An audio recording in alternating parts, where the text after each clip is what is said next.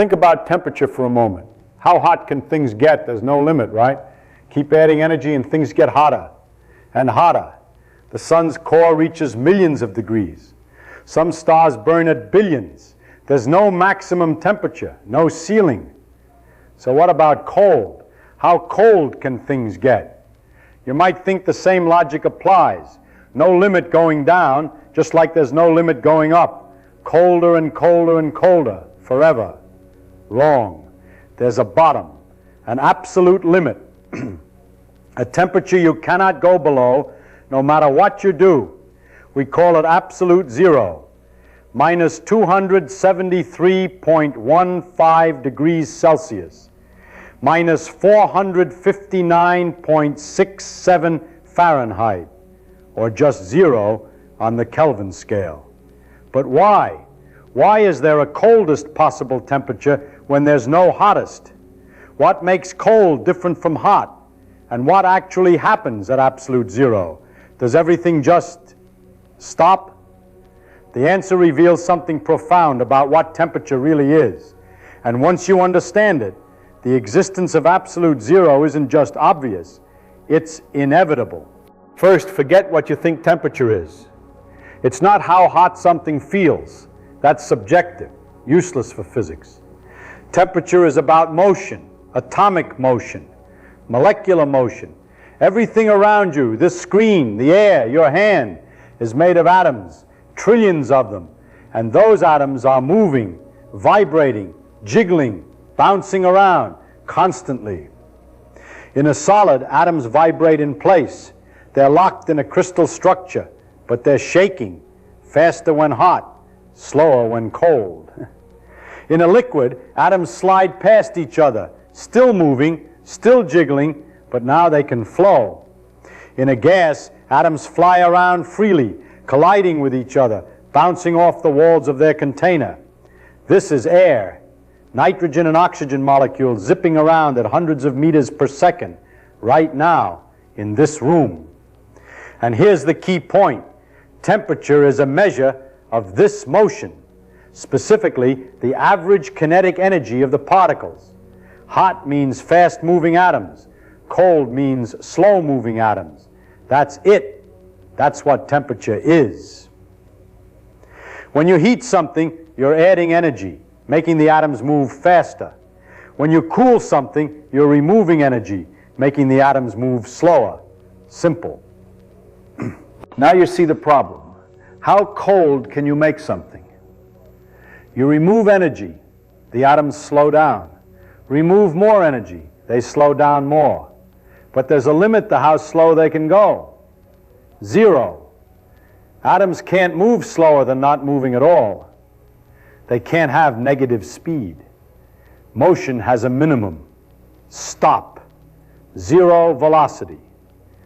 And since temperature measures the average kinetic energy of atomic motion, there's a minimum temperature.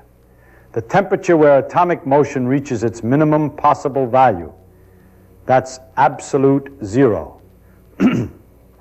It's not some arbitrary number. It's not a practical limitation of our refrigeration technology. It's a fundamental limit built into the nature of motion itself. You can't go below zero speed. Therefore, you can't go below zero temperature. That's it. That's the answer. Motion has a minimum, so temperature has a minimum. Here's where it gets interesting. I just said atoms stop moving at absolute zero. That's almost true, but not quite.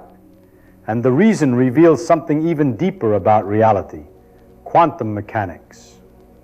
In classical physics, Newton's world, you could imagine atoms sitting perfectly still, zero motion, zero energy, just frozen in place. But quantum mechanics says no. There's a principle called the Heisenberg uncertainty principle. It says you cannot simultaneously know both the exact position and the exact momentum of a particle. If an atom were perfectly still, zero velocity, zero momentum, you'd know its momentum exactly, zero. And if it's sitting in one spot, you'd know its position exactly too. That violates the uncertainty principle. Nature doesn't allow it. So even at absolute zero, atoms can't be completely motionless. They must have some minimum amount of motion, some irreducible jiggling. We call this zero-point energy. It's the lowest possible energy state, but it's not zero energy. It's the minimum allowed by quantum mechanics. This is why helium, liquid helium, never freezes solid at normal pressure, even at absolute zero. The zero-point motion is too large. The atoms jiggle too much to lock into a crystal. They remain liquid, quantum liquid. Even at the coldest possible temperature, motion never completely stops. So what happens as you approach absolute zero? Strange things, beautiful things, things that reveal the quantum nature of reality. First, gases condense into liquids. Then liquids freeze into solids, normal enough. But if you keep going, cooling a gas down to a few millionths of a degree above absolute zero, something bizarre happens. The gas becomes a Bose-Einstein condensate. At normal temperatures, gas atoms fly around independently, each doing its own thing, moving in different directions, at different speeds, a chaotic mess. But near absolute zero, something incredible happens. The atoms slow down so much that their quantum wave functions start to overlap. And when that happens, they stop behaving as individuals. They become one, a single quantum entity. Thousands or millions of atoms acting as a single coherent quantum object. It's like a room full of people dancing randomly, suddenly synchronizing into a single choreographed movement, all moving together, all doing exactly the same thing. This is a new state of matter, not solid, liquid, or gas, something else, a macroscopic quantum state, large enough to see with your eyes, but behaving according to quantum rules. Think about that. Quantum mechanics usually governs tiny things, electrons, photons, individual atoms. But here, you can see it, a blob of matter the size of a grain of sand, behaving as one quantum object. And it does strange things. Superfluidity appears. Liquid helium becomes a superfluid below about 2 Kelvin. It flows without friction, without viscosity. It can climb up the walls of its container and flow out. It can flow through holes so small that normal liquids can't pass through. Why? Because friction requires energy dissipation, requires atoms bumping into each other and losing energy. But a superfluid is a single quantum state. There's no mechanism for energy loss, no friction. The liquid flows perfectly, forever. Put it in a container, spin it, the liquid keeps spinning forever. No slowing down, no stopping, because there's nothing to slow it down. Superconductivity appears. Certain metals, when cooled below a critical temperature, lose all electrical resistance. Current flows forever without losing energy, without generating heat. Send a current through a superconducting loop. It circulates forever, years, decades, with no power source, no battery, just flowing, because there's no resistance to dissipate the energy. Again, quantum mechanics. Electrons pair up and form a coherent quantum state. They flow together as one, no scattering, no resistance. These aren't small effects. They're macroscopic quantum phenomena, visible demonstrations that quantum mechanics isn't just about tiny particles. It governs the behavior of matter at the coldest temperatures. Here's another strange fact. You can get close to absolute zero, very close. Scientists have cooled atoms to billionths of a degree above zero. Nano-Kelvin, almost there. But you can never actually reach it. Why not? thermodynamics, the third law specifically. Cooling something requires removing energy.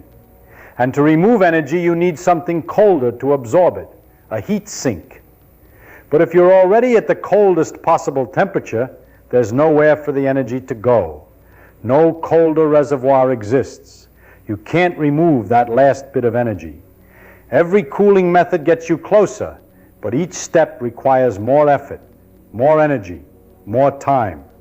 And the closer you get to absolute zero, the harder it becomes to go further. It's asymptotic. You approach it, get arbitrarily close, but never quite reach it. This isn't a technological limitation. We're not just waiting for better refrigerators. It's fundamental, built into the laws of thermodynamics. Nature won't let you reach absolute zero, not because it's difficult, because it's impossible. So why does absolute zero exist while no maximum temperature does? Because temperature measures motion, and motion has a natural zero point. You can't move slower than not moving, but there's no upper limit to motion. You can always move faster, add more energy, higher temperature. The sun is millions of degrees. Supernovas are billions. Particle colliders create temperatures trillions of degrees above the sun's core. No limit upward, but a hard limit downward. Well, actually, there might be a maximum temperature, the Planck temperature, about 10 to the power of 32 Kelvin. Above this, our current physics breaks down. Space and time themselves become uncertain. Quantum gravity takes over. But that's a different kind of limit, a limit of our theories, not necessarily of nature. Absolute zero is different. It's real, fundamental, unavoidable. And the closer you get to it, the more quantum mechanics takes over, the more the classical picture of bouncing balls fails, the more you see the true quantum nature of matter. Hot things behave classically, atoms bouncing around like tiny billiard balls, predictable, understandable. Cold things behave quantum mechanically, wave functions overlap, particles act collectively, friction disappears, resistance vanishes. And at the coldest possible temperature, quantum effects dominate completely. Particles don't just slow down at absolute zero. They reveal what they really are, not little balls, not tiny planets, but quantum objects, wave-like, probability distributions, entities that can occupy the same state, that can act collectively as one. That's why nothing can be colder than absolute zero. Not because we can't build better refrigerators, but because cold means slow atomic motion, and motion has a minimum, zero. And quantum mechanics adds a tiny bit of irreducible jiggling on top. It's not arbitrary. It's not a limitation of technology. It's a consequence of what temperature really is, a measure of motion, and motion has a bottom. When you understand that, absolute zero isn't mysterious. It's inevitable, beautiful, and deeply connected to the quantum nature of reality itself.